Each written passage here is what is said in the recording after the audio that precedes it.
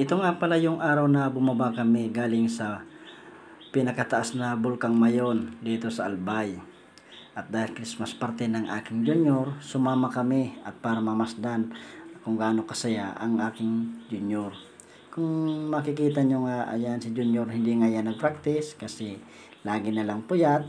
Kaya pag umaga, tulog na tulog. Gusto ko nga pala pasalamatan dito si Ma'am Angel. Maraming salamat nga pala kasi na-develop yung ano ng anak ko, na wala yung hiya, kagaya ng papa niya, wala talagang hiya. Hindi, joke lang, mahiya tayo. Mahirap naman pag walang hiya. At nagpapasalamat pala ako sa lahat ng mga naging teacher ng aking anak, mula sa aking panganay na si Kimberly Bilaro, lalong-lalo na kay Ma'am Ning Burhal. Ma'am, maraming salamat. Maraming salamat. Sana humaba pa ng humaba ang mga buhay nyo kayo mga teacher, kasi kung wala kayo mga teacher, wala ngayong mga profesional. At kasama ko nga pala dito ang aking mag-ina na si Kiara at ang aking nag-iisang asawa at nag-iisa sa puso ko na babae, si Rhea Nancy Balanci Bilaro. Yododoy!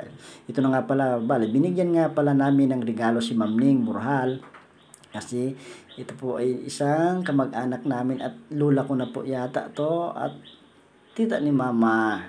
At napakabait po niya ni Ma'am Ning Burhal. Kung yan po maging teacher ng anak nyo, napakabait po niya na teacher na yan. At lahat naman po ng teacher dito, San Roque Elementary School, napakabait. Lalong-lalo na ang aming mahal na principal. Maraming salamat po sa inyong lahat.